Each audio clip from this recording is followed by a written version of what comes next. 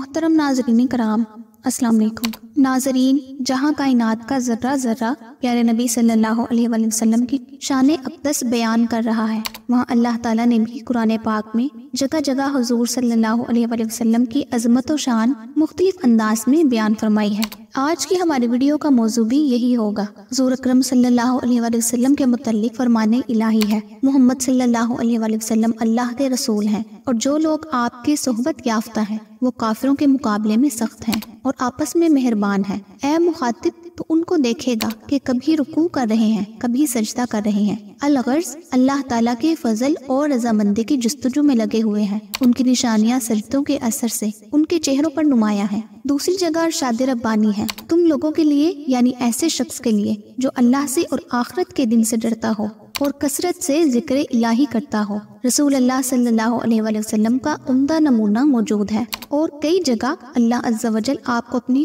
خاص عبدیت کے لقب سے نوازتے ہیں۔ مثلا، اور جب خدا کا خاص بندہ خدا کی عبادت کے واسطے کھڑا ہوتا ہے تو یہ کافر لوگ اس بندہ پر بھیڑ لگانے کو کھڑے ہو جاتے ہیں، اور سورہ توبہ میں اللہ عز و جل بڑی محبت کے انداز میں آپ کی تعریف فرماتے ہیں، لوگو تمہارے پاس تم ہی میں سے ایک پیغمبر آئے ہیں، تمہاری تکلیف ان کو گراں معلوم ہوتی ہے اور تمہاری بھلائی کے بہت خواہش مند ہیں، اور مومنوں پر نہایت شفقت کرنے والے اور مہربان ہیں۔ پھر بھی اگر یہ لوگ پھر جائیں اور نہ مانے تو اے پیغمبر کہہ دے کہ خدا مجھے کافی ہے، اس کے سوا کوئی معبود نہیں، اسی پر میرا بھروسہ ہے اور وہی عرش عظیم کا مالک ہے۔ اور سورہ قلم میں اللہ عز و جل آپ کی بلند پایہ صفات پر قسم اٹھاتے ہیں، فرمان ربانی ہے، قسم ہے قلم کی اور اس کی جو اہل قلم لکھتے ہیں کہ محمد صلی اللہ علیہ وآلہ وسلم تم اپنے پروردگار کے فضل سے مجنون نہیں ہو، اور بے شک آپ کے اخلاق بہت عظیم ہیں، سو ان قریب تم بھی دیکھ لو گے اور یہ کافر بھی دیکھ لیں گے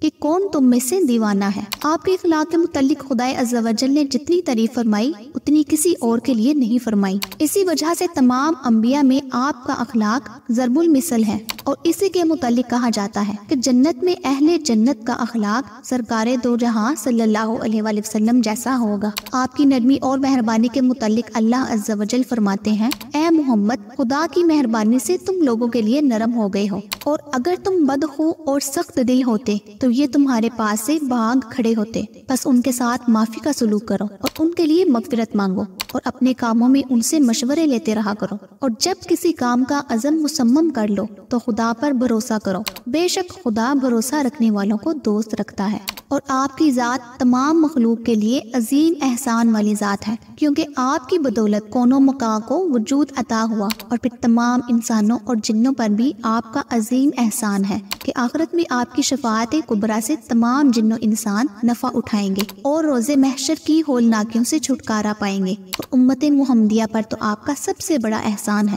فرمانے باری تعالیٰ ہے، بے شک اللہ نے مومنین پر احسان فرمایا جب ان کے درمیان انہی میں سے ایک رسول بھیجا تو ان پر اللہ کی آیات پڑھ پڑھ کر سناتا ہے اور ان کا تزکیہ کرتا ہے اور ان کو کتاب اور حکمت سکھاتا ہے، اور اگرچہ یہ لوگ پہلے کھلی گمراہی میں تھے۔ ایک دفعہ رسول اکرم صلی اللہ علیہ وآلہ وسلم نے فرمایا، میرے پاس جبریل آئے اور انہوں نے مجھ سے کہا، اے محمد اللہ تعالیٰ نے مجھے بھیجا، میں نے دنیا کے مشرق و مغرب اور میدان اور پہاڑوں میں چکر لگایا، مگر مجھے مضر کے سوا تمام جانداروں میں کوئی چیز ان سے بڑھ کر اچھی اور بہتر نہیں ملی۔ پھر میں اللہ تعالیٰ کے حکم پر بنی مضر میں بھی گھوما، مگر مجھے کنانا کے سوا کوئی بہترین انسان نہیں ملا۔ پھر میں اللہ تعالیٰ کے حکم پر بنی قریش میں بھی گھوما، مگر مجھے بنی ہاشم سے بہتر انسان نہیں ملے۔ پھر اللہ تعالیٰ نے مجھے حکم دیا کہ میں بنی ہاشم میں سے کسی ایک کا انتخاب کروں، تو مجھے آپ صلی اللہ علیہ وآلہ وسلم سے بہترین کوئی انسان نہ ملا۔ سبحان اللہ۔ یہاں وہی سے آپ کی فضیلت و برتری کی بلندی معلوم ہوتی ہے۔